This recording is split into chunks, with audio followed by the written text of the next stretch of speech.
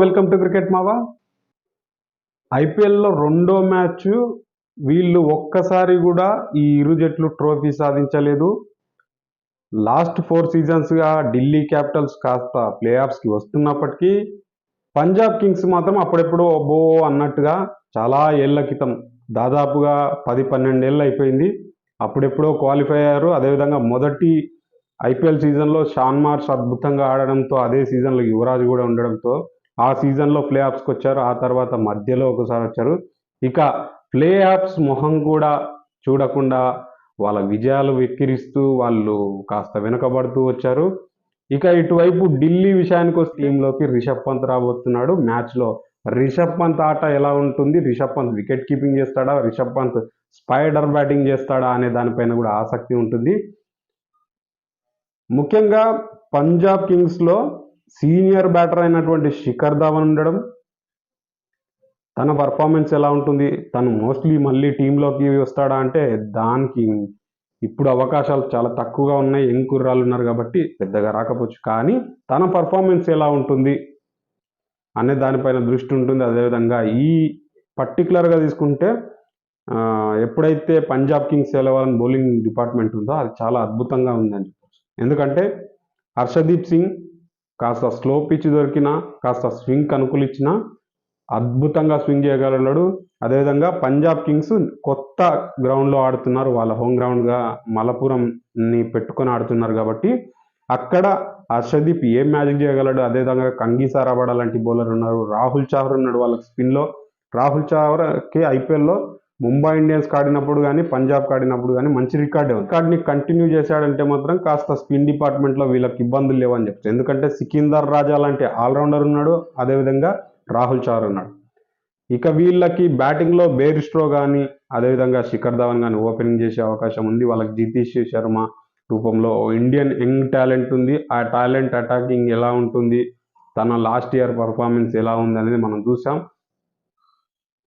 అదేవిధంగా వీళ్లకు ఆ తర్వాత బ్యాటింగ్లో కింది స్థాయి వరకు డెప్త్ లేకపోవడం, శ్యామ్ కర్ని ఆడించాలి అంటే ఫారెన్ ప్లేయర్స్ని నలుగురిని ఆడించే క్రమంలో మరి ఇంపాక్ట్ ప్లేయర్గా ఎవరిని తీసుకురావాలనే దాంట్లో కూడా వీళ్ళకి చిన్న చిన్న ఇబ్బందులు అయితే ఉన్నాయి. ఎందుకంటే జానీ బేర్స్ట్రో, కంగీసా రబాడాని తీసుకొచ్చిన తర్వాత మిగతా ఇద్దరిని ఎవరిని ఆడించాలి? ల్యామ్ లివింగ్స్టన్ తను ఉంటాడు బ్యాటింగ్ డిపార్ట్మెంట్లో.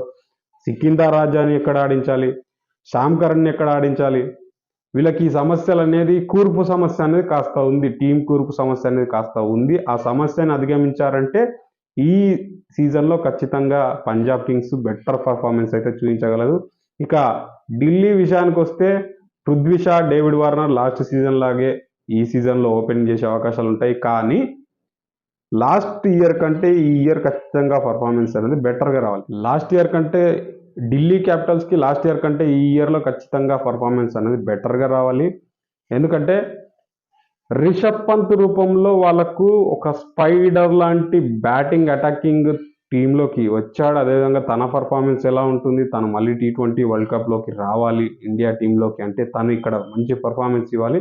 తను పూర్తి స్థాయి ఫిట్గా ఉన్నాడనేది కూడా ఖచ్చితంగా కన్సిడర్ అవుతుంది. కాబట్టి తను అదేవిధంగా పృథ్వీ షా లాంటి వాళ్ళు ఒకానొక సమయంలో టెస్టుల్లో కానీ, వన్డేల్లో కానీ ఇండియా టీంలో పూర్తి స్థాయి ఓపెనర్గా వచ్చి మళ్ళీ రిటర్న్ వెళ్ళిపోయారు. తన పర్ఫార్మెన్స్ అనేది పూర్తిగా తగ్గిపోయింది కాబట్టి వాళ్ళు కూడా నిరూపించుకునే సమయం.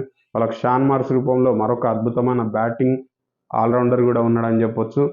ఇక వాళ్ళ బౌలింగ్ విషయానికి వస్తే నోకియా ఉంటున్నాడు. అదేవిధంగా రిచర్డ్సన్ ఏదైతే ఆస్ట్రేలియాకి సంబంధించినటువంటి బౌలర్ ఉన్నా అతన్ని కూడా టీంలోకి తీసుకున్నారు కాబట్టి అతనికి అవకాశం ఇస్తారా లేదా చూడాలి.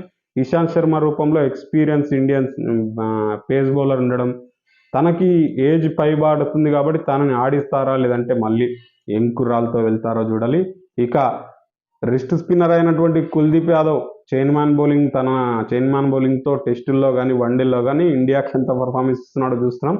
ఇక ఈ సీజన్లో కూడా కుల్దీప్ యాదవ్ నుంచి ఢిల్లీకి మంచి పర్ఫార్మెన్సెస్ వస్తాయి, దాంట్లో ఎలాంటి డౌట్ లేదు.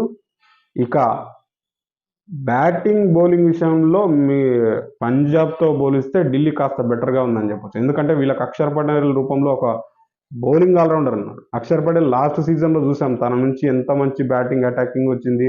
మిడిల్ ఆర్డర్లో వీళ్ళకి ఢిల్లీకి ఎంత సపోర్ట్ ఇచ్చాడనేది.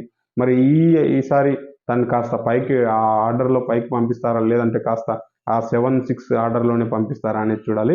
దాన్ని బట్టే ఈరోజు మ్యాచ్ ఆసక్తిగా ఉంటుంది. మొదటి మ్యాచ్ కాస్త 170-174 టార్గెట్ కొట్టడానికి చెన్నై ఆడినప్పటికీ అంత పసలేదనిపించింది, అంత మజా రాలేదు. కాస్త మొదటి మ్యాచ్ అనుకున్నంత ఆసక్తిగా జరగలేదనిపించింది. కానీ రెండవ మ్యాచ్ అయితే మాత్రం ఖచ్చితంగా ఆసక్తిగా జరగాలని అయితే కోరుకుందాం. మరి ఈ వీడియో గురించి మీరేమనుకుంటున్నారో లైక్ చేయండి, కామెంట్ చేయండి, షేర్ చేయండి.